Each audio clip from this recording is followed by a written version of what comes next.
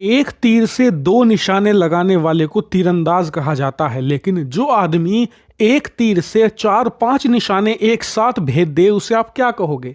नहीं पता? भारत कहेंगे। अगर नहीं समझे तो निश्चिंत हो जाइए, आने वाले कुछ ही मिनटों में आपकी आंखें खुल जाएंगी जो मैं आपको बताने जा रहा हूं। दरअसल हुआ कुछ ऐसा है कि अब से 4 घंटे पहले भारत ने एक ऐसी डील कर ली है अमेरिका और डोनाल्ड ट्रंप के साथ, जिससे डोनाल्ड ट्रंप भी चित हो गए हैं और उनके प्रतिबंध और धमकियां भी। सबसे शानदार बात तो यह है कि भारत को एक ऐसा ब्रह्मास्त्र अब मिल चुका है जिसके दम पर जो दुनिया में इस समय एक स्थिति बनी हुई है ना कि यार इकोनॉमिक क्राइसिस जैसी सिचुएशन है, दुनिया भर के स्टॉक मार्केट गिर रहे हैं, दुनिया भर में एक ट्रेड वॉर शुरू हो चुका है।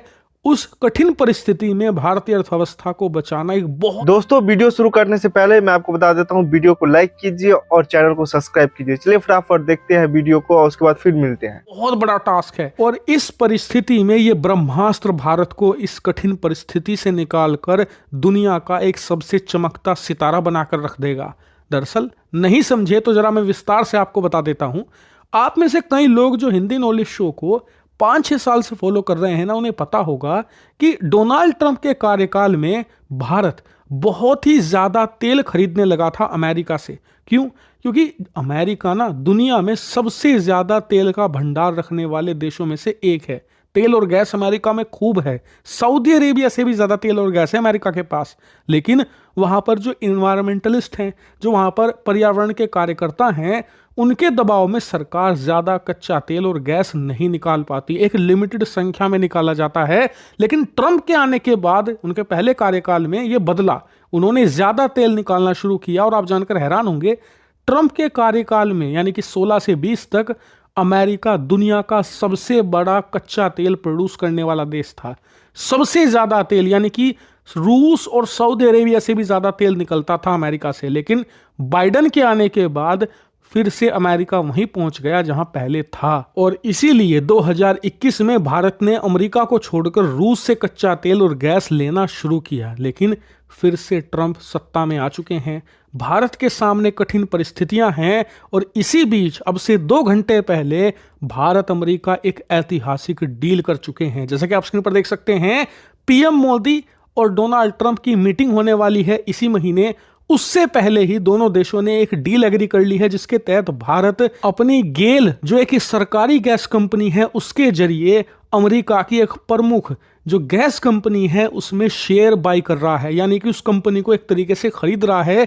और फिर उसके बाद जो भारत की गेल कंपनी है गैस वाली, ये अमेरिका से जो एलएनजी है उसे सप्लाई इंश्योर करेगी। यानी कि हम अमेरिका से अब एलएनजी खरीदेंगे, वो भी बहुत ही कम दाम पर, क्योंकि ट्रंप के आने के बाद अब खूब कच्चा तेल और गैस निकलेगा अमेरिका से और जितना ज्यादा निकलेगा कच्चे तेल और गैस के दाम इतने ज्यादा गिरेंगे। और ट्रंप का टारगेट यही है, वो कच्चा तेल और गैस निकालकर प्रॉफिट नहीं कमाना चाहते, वो बस चाहते हैं कि दुनिया भर में और अमेरिका में भी कच्चे तेल और गैस के दाम गिरे, जिससे कि लोगों को घरों में गैस इस्तेमाल जो की जाती है वो सस्ती मिले, लोग जो गाड़ियों में पेट्रोल डीजल डालते हैं वो बहुत सस्ता मिले, क्योंकि उनका वोटर बेस ही वही है जो कि पर्यावरण की जगह सस्ते तेल और गैस को लेना पसंद करता है। इसलिए ट्रंप उस वोटर बेस को खुश करना चाहते हैं और इसीलिए वो अमेरिका में सस्ते तेल और गैस की यहां पर बाहर लाने वाले हैं और इसी का फायदा अब भारत को भी मिलेगा। लेकिन मैंने आपको ये क्यों कहा था शुरू में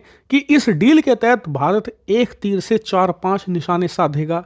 इसके पीछे फैक्ट है। पहला फैक्ट तो यह है कि डील की वजह से हमें सस्ती एलएनजी, सस्ती गैस मिलेगी, जिससे कि भारत के घरों में जो एलएनजी यूज होती है या फिर हमारे यहाँ पर स्टील प्लांट में या फैक्ट्रियों में एलएनजी इस्तेमाल की जाती है ऊर्जा के रूप में, उन्हें भी सस्ती मिलेगी, जिससे कि भारत के प्रोडक्ट सस्ते होंगे, भारत के लोगों पर महंगाई का बोझ कम पड़ेगा और भारत के जो एक्सपोर्ट हैं वो भी बढ़ेंगे। दूसरा निशाना हमने ये साधा है कि मिनिस्टर की वैल्यू नहीं है। बहुत सारे लोग इस पे कमेंट करते हैं कि भाईजान साडा जरा डिफेंस मिनिस्टर है ना, ओदी उन्नी वैल्यू नहीं है जिन्नी वो जैसे कहते हैं ना बाकी उसकी लोगों की है सिस्टम के अंदर, जो फौज के अंदर है। बहरहाल ये हमारे सियासतदानों का है ओवरऑल, क्योंकि सिविल मिलिट्री इम्बैलेंस है तो ये उसी का एक शख्स आना है, ये उसी की एक चीज़ है। तो जैसे मैं आपको कह रहा था कि जो नेटो है 2% लगाती है, तो इंडिया भी यही समझता है हमें 2% लगाना है। जापान जो है वो उसने अपना डिफेंस बजट 1% पे रखा हुआ है। अब वो भी 2% पे करने जा रहे हैं, कहते हैं 2027 तक हम उसको ले जाएंगे। सो इंडिया अगर 3% तक अपनी जीडीपी का लेके जाता है डिफेंस, और इंडियन पार्लियामेंटेरियंस मान जाते हैं और ये चीज़ें होती हैं कि जी जीडीपी टू डिफेंस रेशो उस लेवल पे जाएगी, मेरे ख्याल है इंडिया को करना पड़ेगा 3%। ये उनके लिए बड़ा वो जैसे कहेंगे ना है, क्योंकि ग्लोबली जो geopolitical environment है that is very deteriorating very fastly. There is uncertainty across the globe in the region. Security challenge बढ़ रहे हैं इंडिया चाइना बॉर्डर के ऊपर। सो जो 4.78% इंक्रीज है जिसे वो कहते हैं ना, ये कम उन्होंने की है मेरी जाती नज़र में, जो चैलेंजेस हैं इंडिया के लिए। If I would be sitting in the Indian defence ministry, I would have proposed them a hefty increase। अच्छा भला इंक्रीज मैं चाहता। उसकी वजह यह है कि इसकी सिग्नलिंग चली जाती है। देखें एट टाइम्स आपने बहुत सारे जो काम कर रहे होते हैं ना, उसमें आप सिग्नलिंग देते हैं, सिग्नलिंग करते हैं और आप बताते हैं कि भाईजान हाँ हमारा क्या मकसद है, या हम क्या चाहते हैं या क्या नहीं चाहते। वो सिग्नलिंग करनी बहुत ज़रूरी है। सो इंडिया की जो डिफेंस मिनिस्ट्री है उसको सिग्नलिंग, इंडिया सारी की सारी सिग्नलिंग कर रहा है डिप्लोमेटिक वे से। इंडिया मिलिटरली उस तरह सिग्नलिंग नहीं कर रहा। और शायद उसकी ये भी एक वजह है कि India doesn't want to give wrong signals to China, because उनको पता है जो हमारा कॉम्पिटिटर है वो चाइना है। तो चाइना को आप रॉन्ग सिग्नलिंग ना करो, इससे पहले कि वो ऑलरेडी हमारी जो मिलिट्री डिप्लोमेसी है इज नॉट वर्किंग, हमारे बायलैटरल चैनल्स काम नहीं कर रहे चाइना के साथ।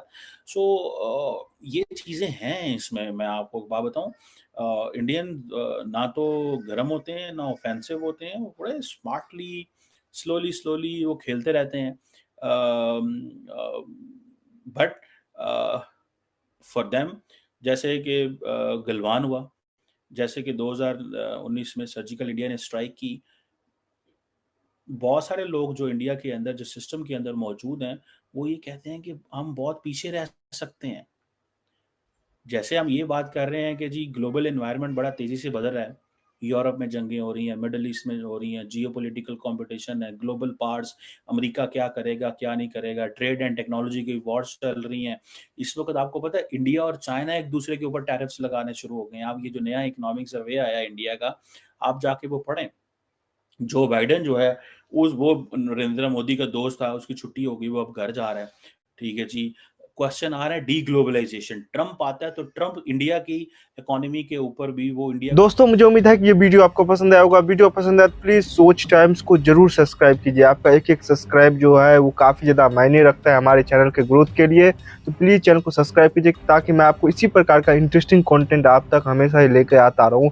साथ साथ हमारे इस यूट्यूब चैनल को सब्सक्राइब करने के साथ साथ वीडियो को लाइक कीजिए, कमेंट कीजिए कि ये वीडियो आपको कैसा लगा, और इस वीडियो को अपने दोस्तों के साथ भी जरूर शेयर करिए। आपको यहाँ पे काफ़ी इंटरेस्टिंग कंटेंट जो है देखने को मिलता रहेगा, और हम जो है आपके लिए काफ़ी इंटरेस्टिंग में जो है तरीके से यहाँ पे रिसर्च करके और काफ़ी डिटेल में यहाँ पे कंटेंट लेके आगे भी आते रहेंगे।